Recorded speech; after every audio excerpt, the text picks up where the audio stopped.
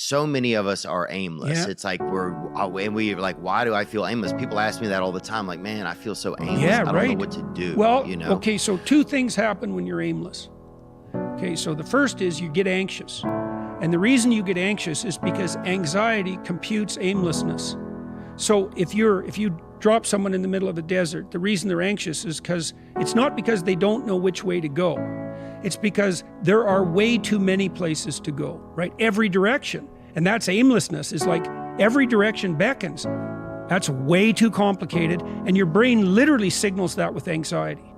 Okay, so aimlessness and anxiety are the same thing, but it's worse.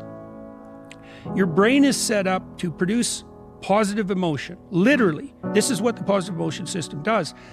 It computes decrease between you and a goal. So if you have a goal and you see that you've done something that moves you towards it, your brain produces a dopamine hit, and that makes you feel good, and it strengthens the neural circuits that moved you forward. It does both of those. That's reward and reinforcement. And what that means is, if you don't have a goal, you have no positive emotion. And when people say, you know, they're aimless, they're partly telling you that they're anxious, but they're also telling you that they have no positive emotion. So then you say, well, what sort of goal should you have? Because that's the next question, right?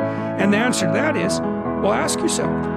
And this future authoring program that I set up, it helps you do that. It's like, okay, here's the deal. Here's the deal. Maybe this isn't true, but maybe it is. You can have what you want in 5 years. But there's two conditions. You have to know what it is, and you have to aim at it. Okay, so let's say you're willing to play that game. Might be wrong, because who knows, you're going to get run over by a bus tomorrow, but you know, you're going to play the game. Okay, now the next step is, all right, you probably want to have an intimate relationship. Now, maybe not, but probably, but assuming you do, imagine, pretend like you're a kid. You get to have an intimate relationship. What does it look like? What does it look like when your wife greets you when you come home from work? What does your sex life look like, right? What do you do for entertainment? How do you treat each other? You need a fantasy, just like a little kid playing house, right? Figure out what you want. Write it down. Figure out what you could do to start moving towards that, okay? Do that with your family relationships. Do that with your friendships. Do that with your career. Do that with your education.